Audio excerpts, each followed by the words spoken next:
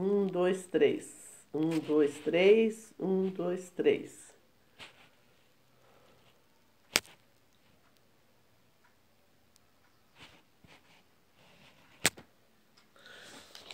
Olá, irmãos. Que Deus abençoe. Vamos começar mais uma aula na graça do Senhor. E queremos que você seja abençoado. Mas antes nós vamos orar, no nome de Jesus.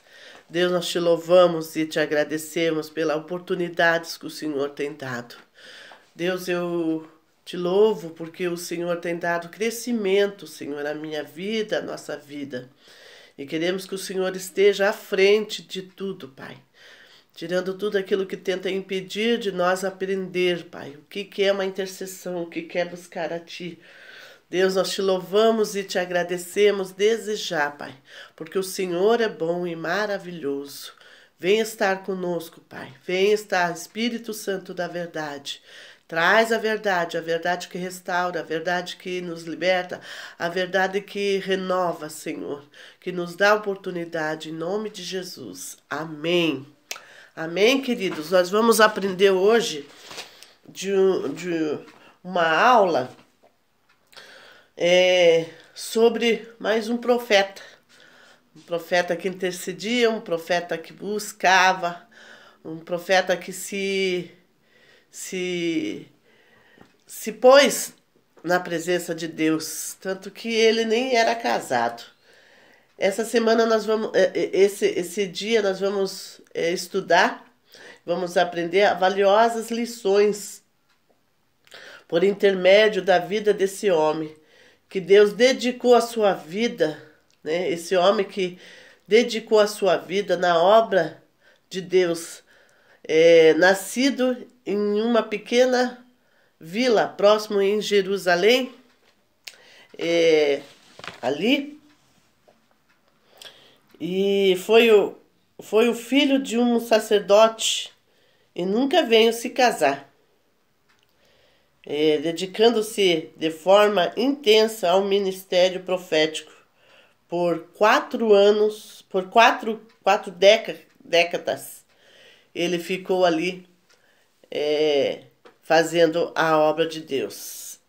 E nós vamos estudar a vocação e as primeiras versões de Jeremias, né? Jeremias foi um dos intercessores, né? Intercessor de Jerusalém. Um jovem com uma vocação, Jeremias foi chamado por Deus ainda muito jovem. E provavelmente aos 25 anos de idade, esse fato, em um primeiro momento, deixou muito surpreso. Imagine um moço temido que ainda se considerava uma criança. Lá em Jeremias 16 fala, né? Sendo chamado diretamente pelo Altíssimo para ser um profeta, levando a mensagem sagrada em nações, sem dúvida um grande desafio. Então fala que Deus usou Jeremias e Deus chamou ele e ele falou para Deus que ele era pequeno demais, né? Ele era pequeno demais. Ele fazia mais. Lá em Jeremias 1, verso 7, diz assim: Mas Senhor me disse, não passo de uma criança, porque todos quem eu te enviará, tudo quanto eu te mandar, falarás. Então o Espírito Santo ali usou Jeremias, né? E ele falou para Deus nesse versículo, né? No verso 6 está explicado melhor. Então disse eu, né, ao Senhor: Eis que não sei falar, porque não passo de uma criança. E quando Jeremias foi chamado por Deus, ele falou: Mas eu, Senhor, eu que não passo de ser de uma criança. Ele estava temente, né, pela palavra de Deus. Ele estava como é que eu posso dizer para vocês? Ele estava assim, muito temeroso, porque quem tem a palavra de Deus tem que temer ao Senhor 2, 3, 4 vezes, né? Porque quando o Senhor quer que a gente seja usado, a gente seja obediente a Ele. E sendo chamado diretamente pelo Altíssimo para ser um profeta, levando a mensagem sagrada às nações. Sem dúvida, um grande desafio para Jeremias. O chamado desse jovem moço é registrado lá na Bíblia Sagrada com belíssimas inspiradoras da palavra. Em Jeremias, né? Antes que eu formasse no ventre, eu te conheci.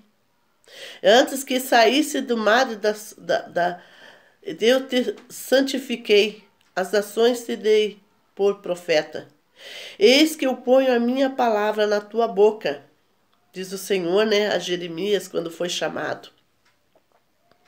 Olha, ponha-te nesse dia sobre as nações e sobre os reinos para arrancares e para derribares, para destruíres e para arruinares, também para edificares, para plantares. Está escrito lá, amados, tudo isso que eu estou falando, em Jeremias 14, 10.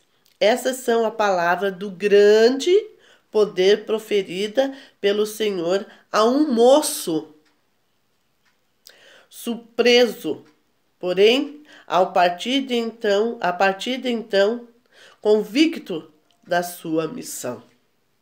Jeremias, ele era um homem, né, temente a Deus. Lá em Jeremias 14, 7, 12, fala assim, ó. Posto que as nossas maldades testifiquem contra nós, o Senhor opera tudo por amor do teu nome, porque as nossas rebeldias se multiplicaram contra ti, pecamos. Ó esperança de Israel, Redentor, seu tempo da angústia, porque seria como um estrangeiro na terra, como vidante que se retira ao passar a noite. No versículo 9, porque seria como um homem cansado, como um valoroso que não pode livrar.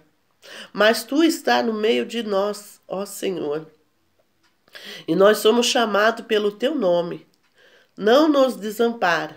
Jeremias falando ao Senhor. No versículo 10, assim diz o Senhor. Aí o Senhor já falando acerca desse povo, pois que tanto amaram e afastam-se e não detiveram os pés. Por isso o Senhor se não agrada dele. Mas agora se lembrará da maldade deles, visitará o seu pecado. E disse-me mais o Senhor, não te rogue por esse povo para o bem. O 12, quantos jejuares não ouvireis sem clamor, quando oferecerem holocausto, oferta de manjares? Não me agradarei deles, antes eu os consumirei pela espada, pela fome e pela peste. O povo de Jerusalém não era um povo temente a Deus, eles eram idólatras. Eles sabiam que Deus estava à frente de tudo, mas algo voltou e trouxe eles para trás, vez ele para frente, eles foram para trás. E Jeremias foi escolhido por Deus. Jeremias foi escolhido por Deus a trazer esse ação profético para Jerusalém. E esses todos os versículos que nós lemos agora, irmãos, Jeremias estava ali fazendo a obra de Deus, trazendo aquilo que ele tinha aprendido, né? E sentido o pecado daquele povo. Jeremias, ele ficou muito entristecido quando ele viu muitas coisas erradas, né? Amados, aqui fala também sobre uma amendoeiras. Veja uma vara de amendoeiras. Há uma fecundidade amendoeiras que nascia na terra de Israel de Judá. As flores roseadas, bem clarinhas, cobriam as pequenas árvores quase que por completo. E quando era chegado o mês de janeiro, esse fato simbolizava o final do inverno e iniciava a primavera. Era um sinal que a planta vigilante de que um novo ciclo começava. Talvez seja esse motivo o nome em hebraico para a amendoeira ser chamado Hokde, ou seja, vigilante, que é significado que essa primeira visão de Jeremias, né, primeira visão lá do 1:11 até o 12, uma maravilhosa constatação de Deus é fiel e cumpre em sua palavra. No tempo certo, a resposta do Senhor se fará presente, assim como essa amendoeiras, anunciava a chegada da primavera. As profecias de Jeremias anunciavam aproximadamente o juízo do Senhor. A palavra de Deus iria se cumprir. O profeta era apenas aqueles que anunciava o juízo. Já a obra seria realizada do Altíssimo. Assim ele comparava como igual amendoeira, que ela floria e dava aquelas flores cor-de-rosas, né, lindas, e era chamada que já era a primavera. Assim Jeremias, né, comparava o chamado de Deus às profecias se cumprindo para aquele povo. Amados, há um chamado para mim e para você. Há um chamado igual muitos que revela em nossas vidas. Foi através do seu chamado que grande personalidade da Bíblia entenderam o propósito de Deus em sua vida. Nós vamos ver aqui alguns, né, que foram chamados. Nós vamos ver aqui Sansão. Sansão foi chamado. Era consagrado desde o ventre da sua mãe. Deus usou Sansão de uma tal maneira, na força, né? Deus chamou esse homem e usou esse homem. Nós temos também Paulo, né? O Paulo também tem o figurado, né, ali na Bíblia, a sua figura, a sua pessoa. Fala que Paulo ouviu o chamado de Deus. Deus fez ele sentir a voz, ouvir a voz de Deus. Então, quando Deus fez Paulo ouvir, Paulo sentiu que era Deus e teve paixão pelas almas, né? Um dos intercessores também, né? Nós temos também Isaías, né? Isaías também. Esse de Paulo, amados, está lá em Gálatas 1:15. E de Sansão está em Juízes 13, versículo 5. Tá? E esse de Isaías, que agora nós estamos aqui falando, né, também, Isaías também fez a vontade de Deus. Ele se dispôs para fazer a vontade de Deus. Isaías 6:1. E outros.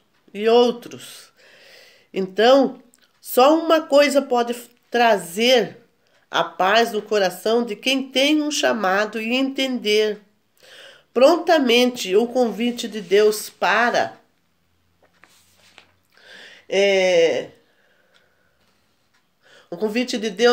colocar em mãos a mão no arado, né? Só aqueles que têm o coração aberto, só aqueles que desejam fazer, que sintam em fazer, que sabe que Deus está chamando, que conhece o chamado de Deus, que tem a paixão pelas almas, como sempre falei, né?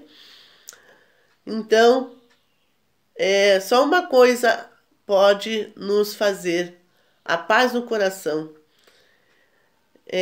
colocar as mãos no arado, comprometer-se com a vontade de Deus e permitir-se uma bênção aonde for, ser uma bênção aonde nós formos. O Pai amado nos chama a colocar em nossas mãos uma grande obra feita. Lembra de Neemias 6:3? Neemias reconstruiu aquele muro e foi bênção. Ele lutou. Jeremias também, ele estava ali com o coração aberto e Deus falou com ele tremendamente. Jeremias, amados, era um homem temente a Deus, mas aquele povo tinha uma rebelião, uma invasão estrangeira anunciada ali. Deus sempre buscou derramar das bênçãos sobre os seus filhos, mas para tudo há um limite.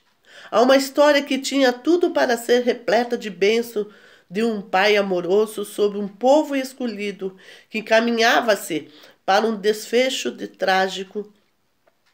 Mas Deus esperava do povo fidelidade, gratidão, um compromisso de obediência. Mas o povo deu ao Senhor ao contrário.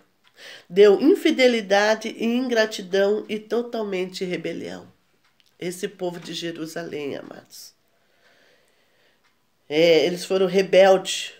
Nós temos um grande exemplo dessa rebeldia na vinha dos próprios reis, né? Vinha dos próprios corações dos reis, essa rebeldia.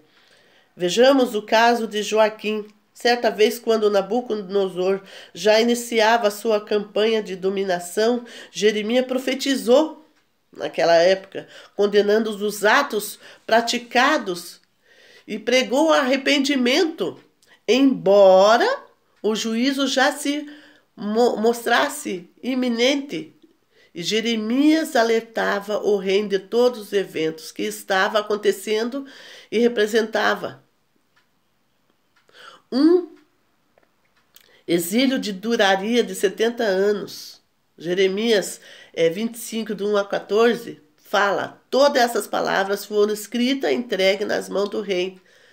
Sabe qual foi a postura do rei? Será que o Joaquim se arrependera? Buscou perdão? Não. Ele simplesmente, querido, picou o pedaço da profecia que Jeremias tinha dado, jogou no fogo, lá em Jeremias 36, 26, e o resultado todo sabemos que foi a rebeldia. O povo era rebelde porque os seus líderes eram rebeldes.